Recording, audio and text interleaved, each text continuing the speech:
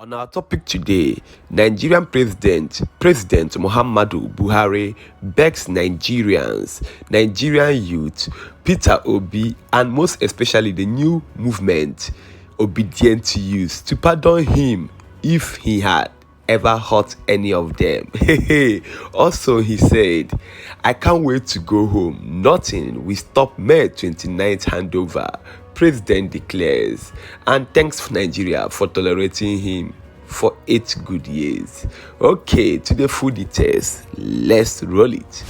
Hey, wait, don't play that video yet. Welcome to Lost TV. This is your home of all daily Nigerian trending entertainment news and gossip you need to see and watch. Yes, we keep you entertained 247. Yes, 247. So just subscribe and press the bell icon to be notified anytime we drop the latest video concerning your news and trending gist. So roll the video now. Roll it. 37 days to the end of his tenure. President Muhammadu Buhari has said that he could not wait to go home after 8 years of being at the helm of affairs in the country, serving the people. The president also pleaded with all those he has hurt in the course of steering the affairs of state since he assumed office almost 8 years ago to pardon him. President Buhari spoke at the final Salah homage, which took place yesterday at the presidential villa, Abuja. His words, I think this is a very good coincidence for me to say goodbye to you and to thank you for tolerating me for more than 7.5 years now. I assure you, I have deliberately arranged to be as far away from you as possible, not because I don't appreciate the love you have shown to me, but because I think I have gotten what I have asked and I would rather quietly retire to my hometown. I can't wait to go home. I deliberately arranged to be as far away as possible from you people. The outgoing president described himself as a lucky man who have led Nigeria in various capacities as governor, minister, head of state, and elected 2-term president. He also thanked presidents of the Federal Capital Territory, Abuja, for indulging and tolerating him in the last 7.5 years. He said the Salah festival has afforded him a good coincidence to say goodbye and to thank you for tolerating me for 8 years. I am counting the days, the president a toast. Democracy is a good thing, otherwise how can somebody from the other side be a president for 2 terms? My whole time to Niger Republic is 8 kilometers. I honestly consider myself very lucky. I was made a governor, minister of petroleum, head of state in uniform. Then after 3 attempts, God, through technology and the permanent voter card, I became president.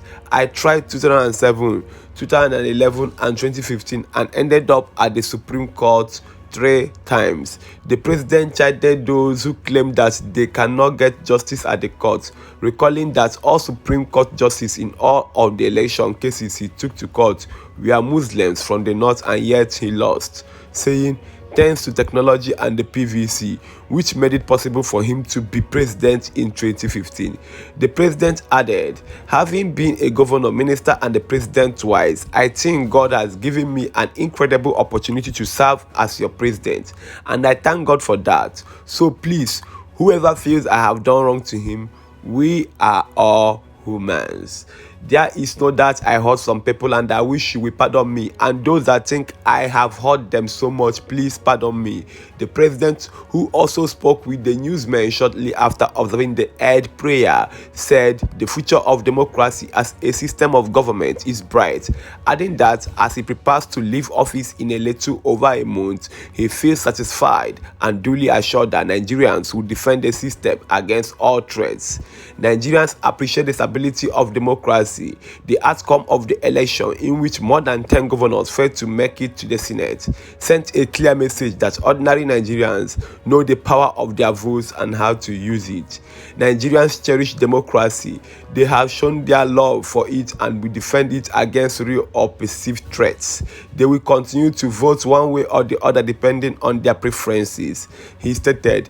President Buhari assured that the May 29th handover date remains sacrosanct. God willing, nothing will stop it, he added. On his plans after leaving office, the president said, "I thank God for what he has done for me personally and for what he has enabled us to achieve. I am looking forward to returning to my town to be as far away as I can from Abuja so that the incoming president will have the time and space to take decisions without my distracting him." Fielding questions from newsmen after joining residents of the Federal Republic Territory (FCT) to pay salah homage to the President of the Senate, Ahmad Lawan, commended Buhari for his service to the country in the last 8 years, saying the administration has done tremendously well. He added the Buhari administration is closing on a very strong note. We have succeeded in minimizing the insecurity that we met in 2015. This administration has provided so much infrastructure across the country like no other administration did before. This administration, this president particularly, assented to legislations more than any previous president, especially in the last 4 years. And we are so proud of this administration that we have been able to achieve so much. It is therefore a thing of joy for all of us to come and celebrate with Mr. President, the head of a trade today. Lawan noted that the legislature did much to support the administration to succeed, saying that is why the legislature and the executive arm of government and this president will go home by the grace of God after May 29, 2023 very satisfied. But of course, there are things that we have not been able to do well. The administration of Asiwaju Ahmed Bola Tinubu will come in and it's going to be a continuity with those areas that we have gotten well, and those areas that we have not been able to get well, we will rework them, we will retool them, and we will rekindle them and ensure that we continue with the progressive APC administration. It is one administration, it is one government, so to speak, and we are proud to be part of everything that has happened in the last 7.5 years. Lawan further said that he has no regrets over his actions as president of the Senate, conceding, however, that there were things he could not satisfactorily deal with. You can't say regrets.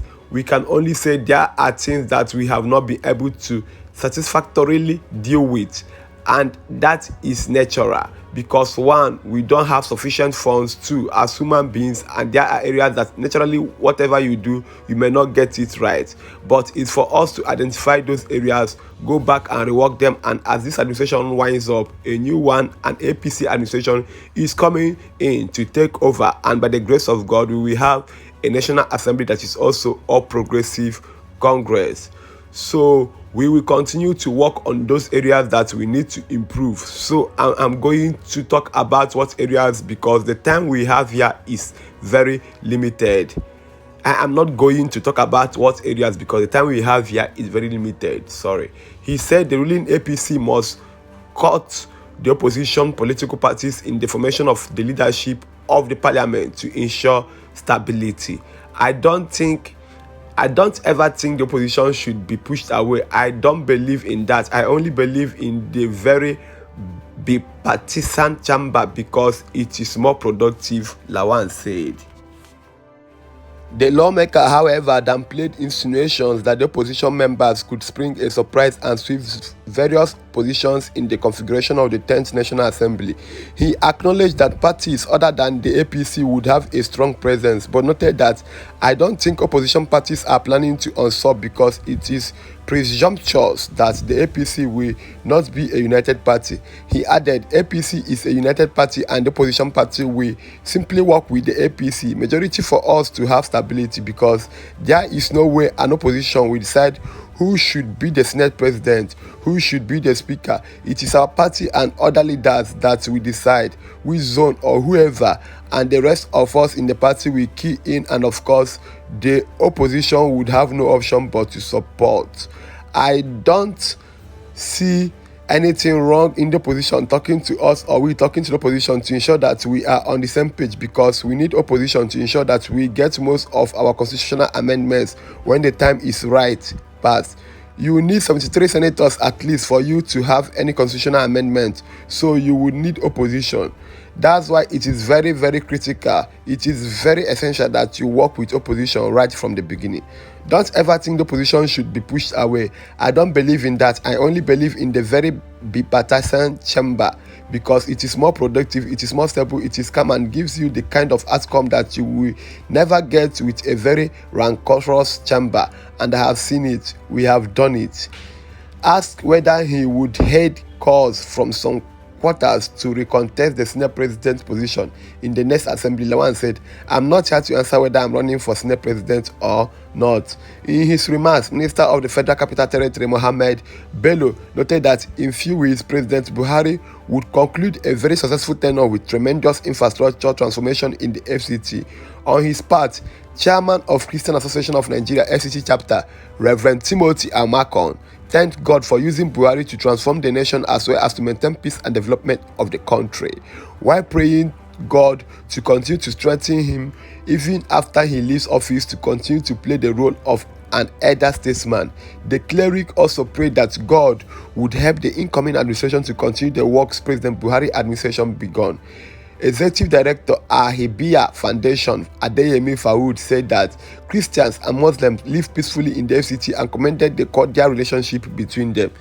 Senator Philip Aduda also congratulated President Buhari for a successful tenure and thanked God for granting him wisdom to lead the nation. He commended Buhari for tolerating the opposition and prayed for his good health so that he would always be available to provide wise counsel to nation's leaders. The highlight of the celebration was the presentation of giant Salah greeting card to the president.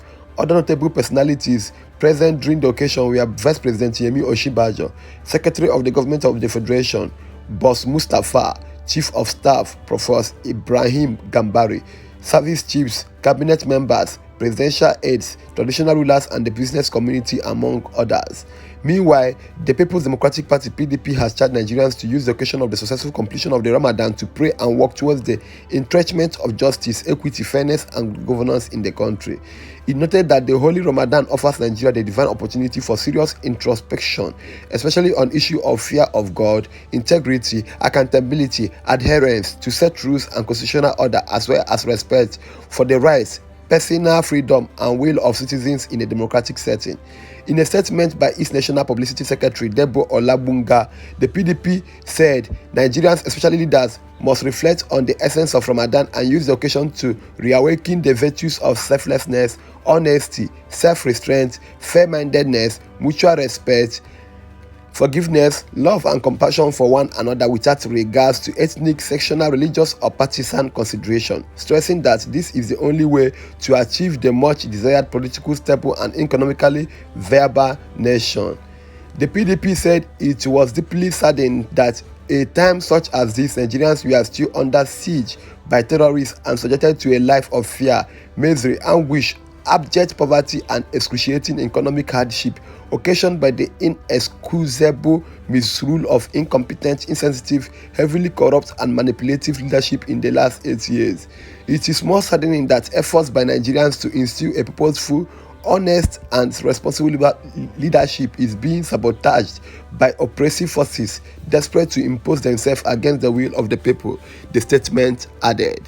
The party, however, said it was optimistic that with fervent prayers to God and determination by their citizens, our nation will triumph in the collective quest to entrench a God-fearing leadership that is derived from the free will of the people, as expressed at the polls. The PDP urged Nigerians to use the occasion of Eid al-Fitr to further strengthen the bond of unity, forgive, love, and care for one another in the hope for a new dawn of a regenerated nation where peace, justice, rule of law, security, prosperity, and happiness of all citizens shall reign. Hey, it choke. That's all I can say. It choke. So please, I want to see what you have to say concerning this long episode of Buhari, obedient, Tinubu, and Nigerians as citizens concerning this issue. Thank you. Namaste. Bye-bye. Thank you. I go by the name Black Mamba. Don't forget, I thank God for my subscribers, my phone, and my sub. If you like, if you comment, if you subscribe, I'll keep thanking God for you. I love you all.